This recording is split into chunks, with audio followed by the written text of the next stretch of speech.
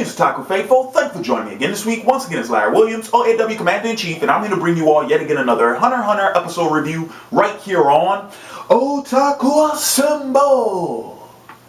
Weekly, and finally I'm back to bring you all the latest Hunter x Hunter episode reviews. I do want to go ahead and apologize for the delay with this review. This is actually my Hunter x Hunter episode 4 review, which should have went up last weekend. However, I have been wrestling with the upcoming discussion of the week and top 5 videos. But don't fret, because those videos are currently in production and they will be out relatively soon, so keep an eye out for that. What I do want to go ahead though is I do want to make the announcement that I am currently looking for new discussion of the week topics. For those of you all unfamiliar with discussion of the week is my video segment in which I tackle multiple topics. They don't have to be anime related, nor do they have to be serious societal discussions like my Safe Spaces on College Campus discussion that I did a couple of weeks ago. These topics really can deal with anything. Actually, I haven't even shied away from politics and religion when in regards to this video segment. But pretty much I'm looking for well-informed, thorough, and really thought-provoking topics that you all would like to see me tackle. So, with that being said, please feel free to take this time now in the comments below, leave suggestions for the upcoming discussion of the week topic. And you aren't limited to one. If you have more than one, please feel free. Leave all these suggestions in the comments below. Now, here's the kicker.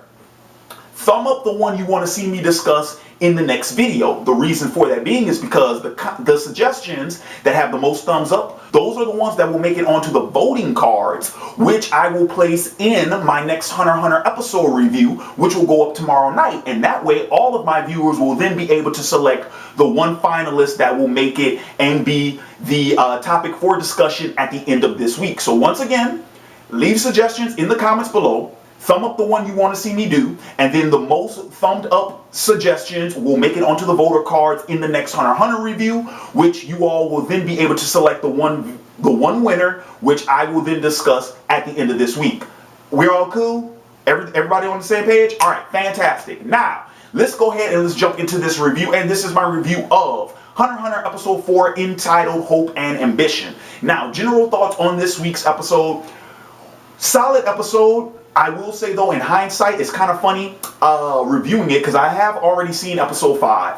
And it's kind of funny because this episode does sort of play out like it could have been part of a 1-hour episode. Now, that's not to necessarily say it's a bad thing, but what I do want to go ahead and discuss, because there are two main takeaways from this episode, and one major question this episode brought up. And those will be the 3 topics I'll discuss in this review. So, brief synopsis of what we're dealing with in this week's episode. Pretty much this episode gives us the first half of the first official phase of the Hunter's exam. We've actually kicked off the Hunter's exam, and this is the first half, mind you, don't get fooled. This is the first half of the first phase. And pretty much the task is simple. Follow the examiner. Now, we find out that, of course, this is somewhat of an endurance test because the examiner leads all of the contestants, I forget how long they said, 80 kilometers or something like that, I think is what they ran.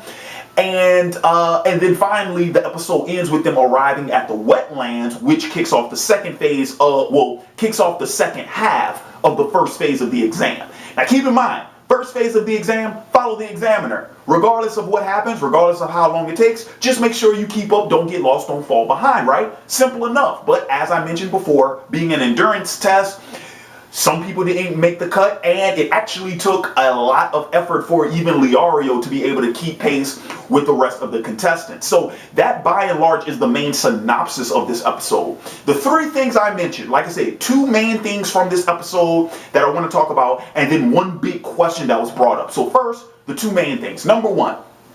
Why is this episode significant? Well, not only is it the first phase of the exam, but this is where we finally get Killua introducing himself to Gong, and by extension also introducing himself to Kurapika. Finally got that pronunciation right, Kurapika, to Kurapika and Leorio. So in essence, what we have now established is this is the full, we now have our four main characters. From what I can deduce and from what I've seen in just about every Google image search for Hunter x Hunter I've seen, these are our four main characters. So we finally have the team finally together. Everyone has been introduced. That's the first main thing. The second main thing is that we get more backstory into Kurapika and Leorio. Now we get the background information, the reasons behind why they want to become hunters, fleshed out. So for Kurapika, we find out, of course, we knew that he wanted to become a hunter so that he could track down the Phantom Troop that was responsible for wiping out his clan. What we didn't know is why. In this episode, we discovered that the Phantom Troop actually hunted his clan for their eyes. Apparently, his clan, when they experience great emotion, their eyes turn red, almost like a scarlet ruby red.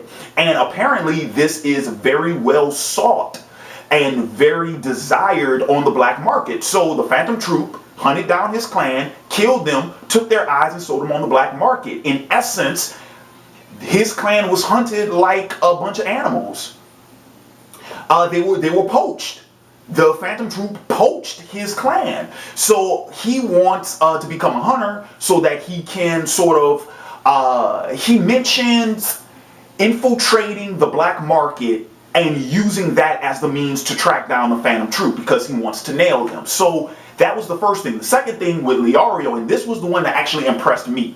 So first and foremost, I got it wrong on what was Leorio's stick. I thought him, wanting, riches and whatnot, that's why he wanted to become a hunter, to earn a lot of money. I thought it had something to do with him being a businessman based upon how he is dressed.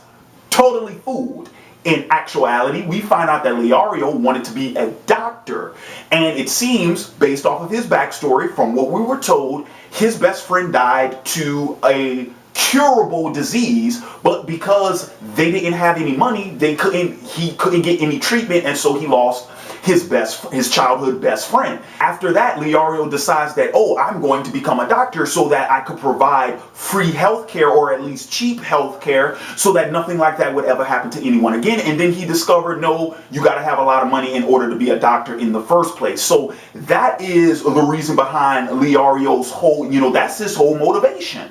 So learning both these things about these two characters, once again, why it works so well, further informing what we've already been given about them, and once again, I gotta say, it does build up on the themes that these characters embody. For Kurapika, it's justice. Why? Because he was given a great injustice, and so he wants to become a hunter in order to set those things right. With Leorio, I guess you could call it a social injustice. The idea that, I need a lot of money in order so that I can become a doctor, so that I could provide healthcare for people for either free or for cheap. But you need money in order to do something like that. So it's very interesting seeing that.